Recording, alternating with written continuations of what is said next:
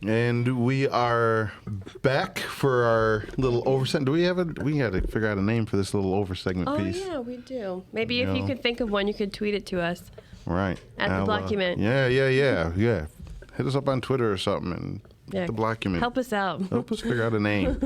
So we just wrapped up our main show. What is Web3? Yep. I answer all your questions, or you got more? No. I have more. Well, it's kind of, we were just talking about how, like, we always get ahead of ourselves. Well, here we go, getting ahead of ourselves. That's how we do. So we just talked about Web3. Is there a Web 4 and Web 5 or 6, or could there be? Or Amazingly enough, there is a Web 5 right now. So there are a sect of people in the Bitcoin community specifically who don't like the concept of Web3. Some just don't like anything that's not Bitcoin. Some have very valid arguments that we sort of touched around, which is Web3 doesn't really exist yet. There's little segments popped up, especially if you consider the classical term, right, about just a decentralized app. There are decentralized apps, although for most of them, decentralized becomes really questionable, right? Yeah. So there are a sect who, like, they get the concept, like I was bringing up Nostr. Everything doesn't have to be on-chain. That's really the big thing. Like, blockchains aren't necessarily the end-all, be-all answer for everything. They're really clunky and sloppy, but it's the best way we have to do money.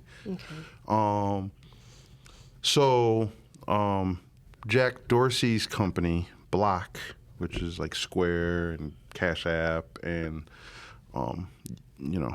whatever else he's working on, but they really have a big Bitcoin focus, and they came out with Web 5 as a standard, a working standard. So it doesn't really exist yet either. And how you get to 5, you're like, what the hell happened to Web 4? Yeah. Right? We're just going to go into the future. And for him, it's like, no, you're not getting rid of Web 2, which I totally agree with. Like, the whole idea of Web 2, we're not just bypassing that whole system away anytime soon. So that's going to be here. But then you do have some concepts of Web 3, especially if you take that broader non-DApp, just an Ethereum thing model. And so he was like, so let's merge the concept of Web 3 that's not VC backed, and let's merge what we have with Web 2. And you take 3 and 2, and you got Web 5.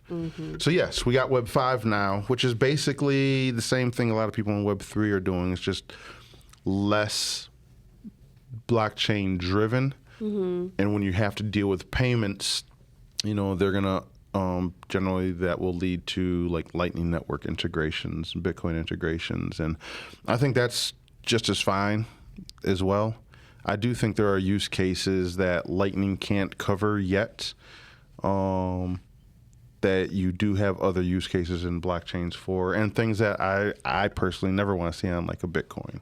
There are things like in DeFi with finance. I would love Bitcoin to be that backing monetary asset, but I don't want to see the current banking structure, or which is what they're building with DeFi. It's just finance, the current financial system. Yeah.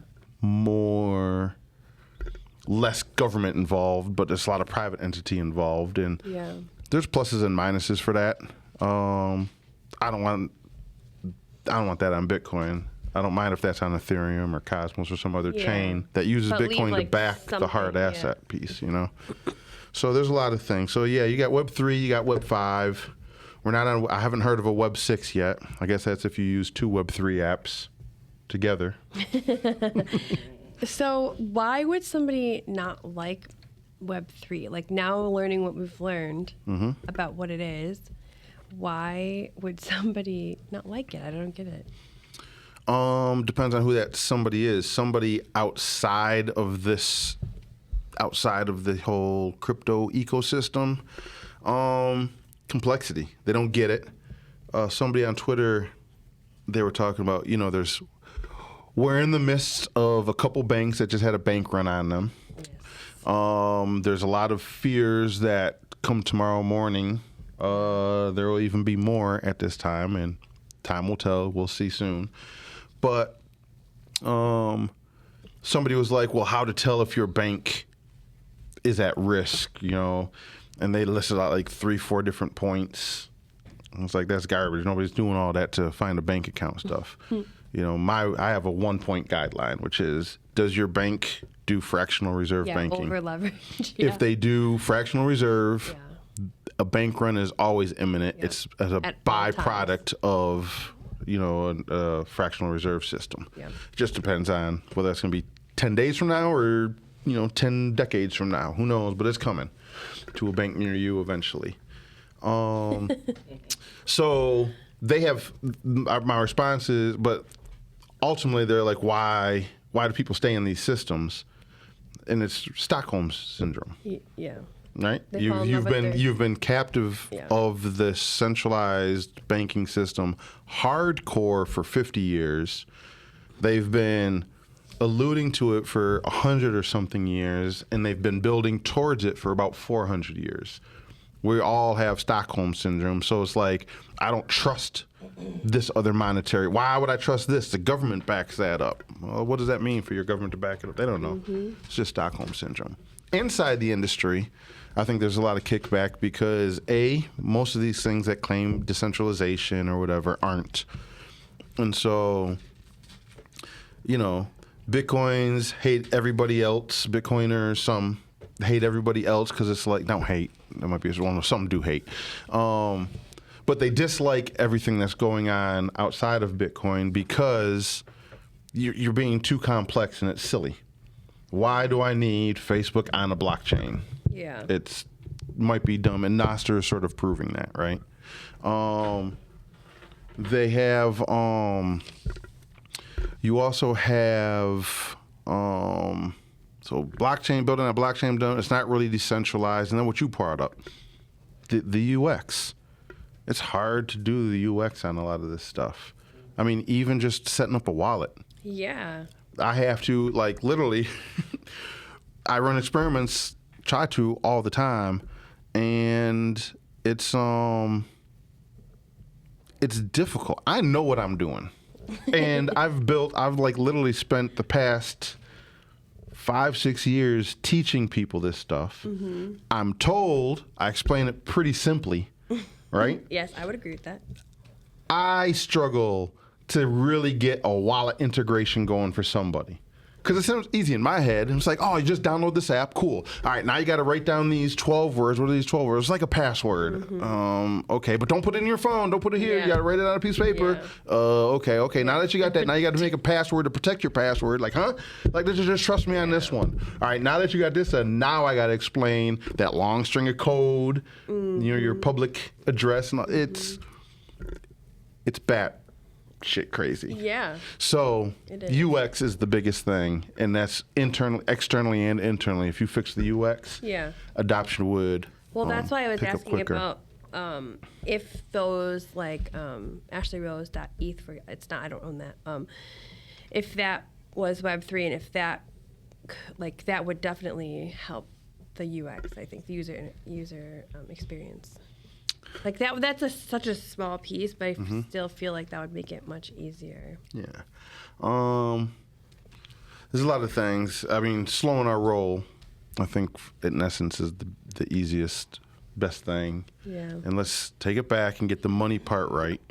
Once you get the money part right, then you can get some simple DeFi stuff going on top of maybe some identity stuff going. Once you fix identity, then you can fix the social media and all the other problems. Once identity you get the money of what? Of anything. People, devices. When you talk about autonomous vehicles, how are they working? They got to talk to each other. How does your car trust what it's hearing is really coming from my car or not? Yeah. Your car is going to have an identity. That's what the VIN number is all about. How does your car know it ain't some hacker on a roof beaming you, saying, no, this car next to you says it's going to slow down, so go ahead and merge. And then cause a crash. And then cause this huge crash. Yeah. Right? So you got to have a decentralized identity that's verifiable with cryptographic proofs. There's all these things that you have to do that multiple people are working on. And then your car knows, no, hey, I want to merge left. And your car says that, my car says okay. And when it hears the okay, I have to sign a signature that's verifiable all the way back to the manufacturer. Like, no, Ford attests that this is their actual car. And because just like with Bitcoin transactions, right, it's cryptographically sort of sound, so they don't have to question, well, how do I know it really came from Ford? Just like with Bitcoin, you don't have to question, how do I know it really came from you? Right? So the cryptographic proofs give you all that. So then cryptos are intertwined with Web3, but not always, but a lot.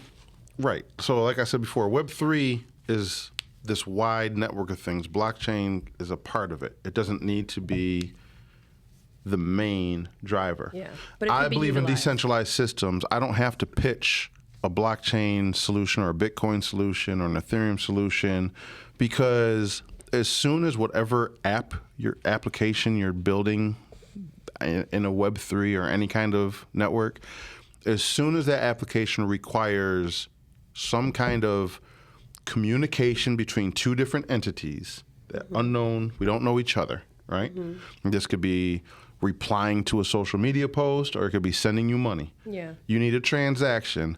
There's only one system available on Earth that allows that to happen in a trustless, permissionless way, right? Mm-hmm. And that's using these cryptocurrencies. Yeah. Now, whether you think Bitcoin is the only one, Ethereum is the only one, it could be a mixture of several.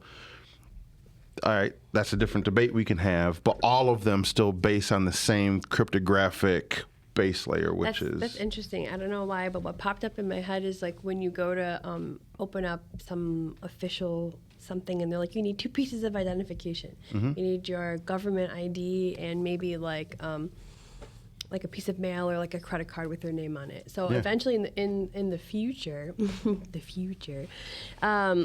people could be like, okay, here's my crypto ID, or here's my Bitcoin ID, and here's my Ethereum ID. This is me. No, they wouldn't need to do that. Why do you have to show, and this will get right into, I got a question passed to us we're about to get to, and this sort of bridges right into that, right? Okay. So first of all, why do you have to show a state ID and a piece of mail? Why two? Why not just the state ID? To prove to the central issuing person that you are who you say you are. Right, but why 2 pieces and not just 1 piece? Because it's harder to get 2 than it is. Like, it's harder to fake 2 than it is to fake 1. It's harder to fake 2 than it is to fake 1. Exponentially harder. It's not like just double the effort. It's exponentially harder. And if they ask for a third, it's even exponentially harder, not just 3 times harder, right? Yeah. But that's because it's not backed by cryptography, which is math. Mm-hmm. I like I tell people all the time, you can say, if you're watching, figure out where the camera is. If you say you have this many. New here. Right, I'm new here. If you say you have this many, and then you've also got this many, together you got this many. 2 plus 2 equals 4. Mm-hmm. Now, whether or not you want to call it 2 or shababaggle, right? You got this many at the end of the day. Mm-hmm. So you don't need any other proof. Your eyes are all the proof you need, right? Mm-hmm. Same thing with cryptography. It's just math. So you would walk into a bank, linked. And if you have this Bitcoin identity that's linked to you, like let's say, because remember, it's not your identity, it's identifiers. So you're still going to have a birth certificate and all that. But let's say when you're born, the state takes that and allows you to tie that. You have a method of taking that birth certificate, digitizing it, and attesting to it on the Bitcoin blockchain, right? Mm-hmm. And so now you have this proof that comes from the state. Only the state can sign this signature, verifying it, right? Yeah. And so every time somebody wants to check your birth certificate, the state is going to publish this address as public record. Mm-hmm. And now you can see that the state, the blockchain, which is immutable, right? Yeah. Everybody can see this came from the government issued address. And if they need verification, all the state has to do is sign a request. That's like a tap of a button. It could probably even be automated every time a request comes in. Yeah. And like, oh, they signed it, they own it, this is legit. So when you go to the bank with that, that's the only proof you need. Yeah. They need to know you're who you are. That's it. So there is no second proof. So that would even cut down on like identity theft. That will cut down on every kind of everything, right? Oh, wow. Because you have these verifiable cryptographic proof. It's not just, what's this password? I feel like that's kind of the information that these things should lead with, like They should. Now, this doesn't mean like it cut down is an important piece, not totally eliminate because I could find a way to grab your private keys and then I don't even have to forge your signature. I could actually just do your signature, and the third party wouldn't know whether it was you or me. But it cuts down because as an attacker, I have to attack every single person individually. Versus today, all I have to do is hack into a database, and I get tens of thousands, if not hundreds of thousands, of options of different users in one pull. Yeah. Right. But speaking of the banks and all that, right? So the question was, as Bitcoin grows, do we think banks will continue to stand strong, or will it lose the battle? But the question was to places like Cash App and Zelle, etc. You answer. I want to hear what your answer is. Okay, as Bitcoin grows, do we think banks will stand strong?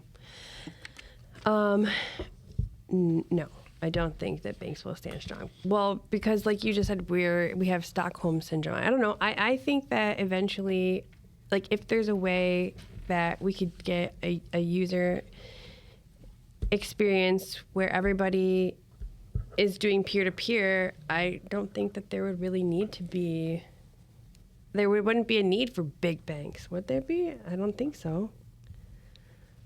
Because you would just hold it yourself. You would be your own bank. How many people are going to hold their own money? Well, they're supposed to. Isn't that the whole point? Are they, though? No, I would disagree. That's the whole point. And I would say there's a catch-22 in the question in and of itself. But no, I don't think the point is for everybody to hold their own money. Wouldn't that be control over your own money? It's control over your own money. But I don't think that's the whole point. The whole point is that not that everybody is going to have control over their own money. The point is everybody is going to have the option, the unstoppable option to control their own money. And there's a big difference in that. One is a force thing. This is one of the reasons I was against the El Salvador making Bitcoin a legal tender. Because what that means when you say something's legal tender is there's now a mandate. You have to accept this. You must use this. That's not the Bitcoin ethos. Bitcoin ethos is everybody uses, forget the dollar, you will use this. It's not that. It's use what you want to use. Yeah. But if what you're using is failing you, here is a system that's not going to require permission. Yeah. You don't need to trust anybody. You don't have to ask anybody to give you some or do whatever, right? Yeah. It's a permissionless system, that's sort of that ethos. When it comes to this question, I think it's a trick question, sort of, because it's like, as Bitcoin grows, right? Do you think banks will continue to stand strong, or will it lose the battle? But the battle to what? To Cash App, Zelle, etc. Well, Cash App, Zelle, all of those are the banks. They're just different banks. It's the same banking system, right? Now, places like Cash App and what's the one that's like social media there? The one I never use. Oh, Venmo. Things like Cash App and Venmo and PayPal now, right? They accept Bitcoin. You can use Bitcoin through those. Yes. But you're still using a bank. Your Bitcoin is just being custodied by a bank. Right. Right? The real question there's two questions you can ask really from this, which is, as Bitcoin grows, will banks continue to stand strong, or will it lose compared to Bitcoin? I think the banks that try to fight it will ultimately lose. I hope they'll lose, because it's not a foregone conclusion, because society has to make that decision, right? Yeah.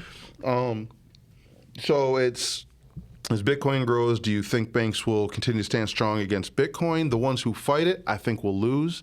The ones who adopt it, I think, will stand strong, because like right now, there's been a couple bank runs, right? Oh, that's a good point. Bank point. runs happen from fractional reserve banking.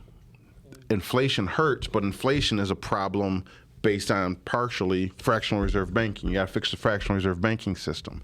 Now, if you like modern society and technological progress, you sort of got to keep fractional reserve banking, right? The question is, do you have to keep it the way it's been done for the past 450 years or so, which is the bank has its own ledger with all the money tucked away, and you don't know. All you got is their promise. Oh, no. We're backing this 3 to 1, 5 to 1, 10 to 1, 100 to 1, right? Yeah. But how do you know? You don't. But what you could do is have a bank built on fractional reserve banking, so you can still sort of have the progress, but bound by the transparency of the Bitcoin ledger, which allows anybody, before you deposit into a bank, you can just, the bank again should be publishing some of its wallets on its main thing, just like crypto exchanges do with their proof of reserves thing. And when you deposit, before you deposit, you can look and say, all right, this bank verifiably is admitting they hold X amount of Bitcoin. But I see they're claiming they're worth this much, they have this much assets. Does that align with their fractional reserve? They say they're 2 to 1. Is that a 2 to 1 ratio? Yeah. Or do they say they're 2 to 1, but we're really at a 5 to 1 ratio? So you could check and make sure that they're operating the way that they say they are, if they have, good values in that sense. Right. And then decide to bank with them or not. Right. Because the only way to tell right now is to run a bank run. All of us go to a bank, withdraw our funds. Let's go and if they give all of us our funds and everybody gets it, well, they had it. So we can put it back in there. They're good. Yeah. But that's never the case. Everybody starts withdrawing the funds and the bank's like, oops. Yeah. I'm out of money. Yeah. That's a good Right? point.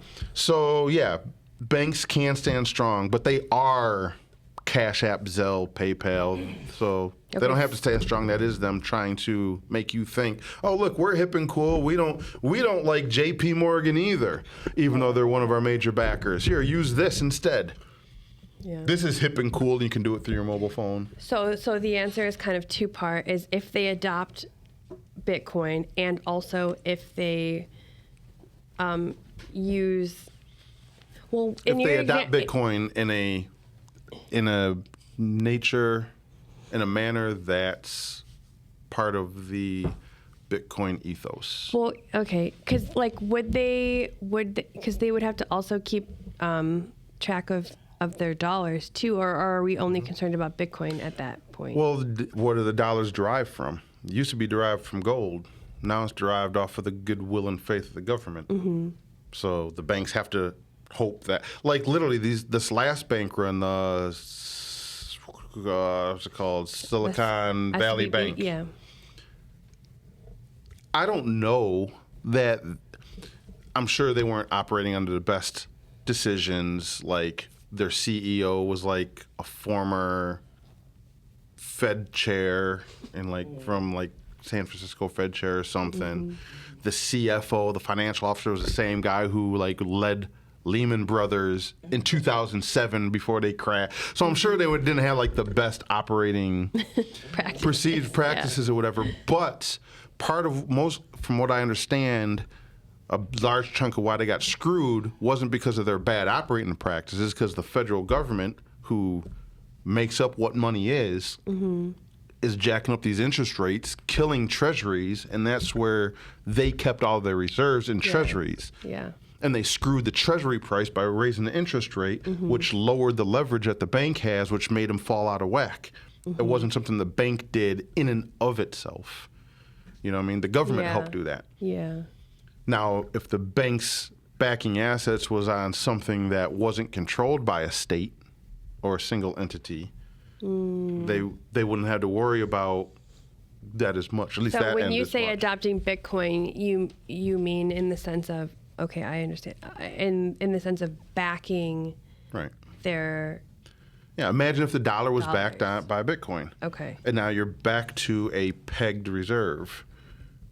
The dollar is backed by something besides somebody's promise. Because promises, I can... Yeah, we know about promises. Yeah. You can trust whoever issued the promise, but they're not going to be around forever. What happens when the next person takes over? Can you still trust their promise? No, because it's not their them. promise. Yeah. Yeah. So would that be a smart contract thing they'd have to do, or would that be a...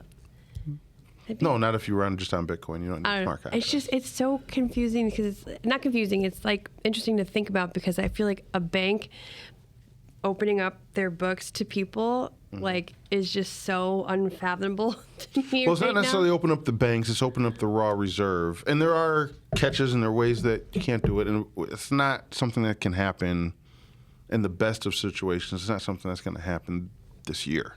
Yeah. It's something you're building. Bitcoin isn't even big enough to do it Yet.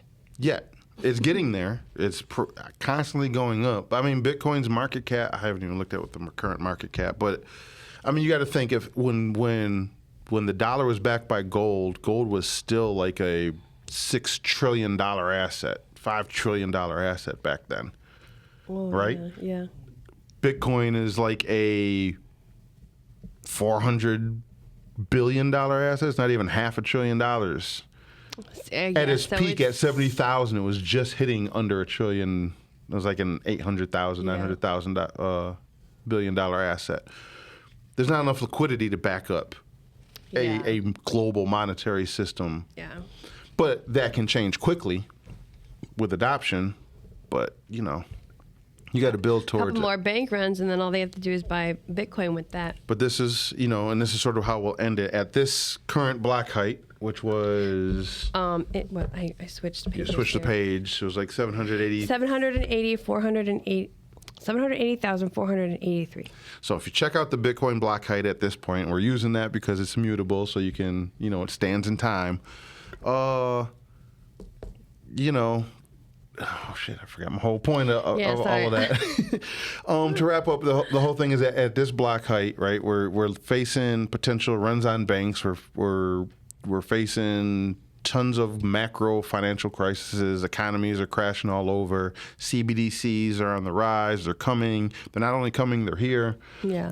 We're at this sort of breaking point of which direction we're going to head in. Yeah. And so time will tell, but the more we fight for our own individual freedoms, you don't got to fight for like the world. Just think about you. If you just think about you and your finances, and that the fact Perfect. that tomorrow you might go to your bank and they'll be like, yeah, about that. Mm-hmm. What are you going to do to defend upset. yourself? And you really only have two options. Trust the newer version of what the same old people have put together, CBDCs, or opt out. Take the orange pill, find Yep. something different. Yep. Even if that orange pill ends up being gray and you're on Ethereum, or a different shade of orange and you're on Monero, whatever, opt out of this current garbage. Yeah. They're all better than that. All right. So until we see you in 2 weeks, Yep. go to theblockument.com, figure out what our question is, because I don't think you already know what our question for next show is, or not yet. Not yet. No. Go to theblockument.com, check out what the next question is, and we'll see you then. See ya. All right. Peace. Bye.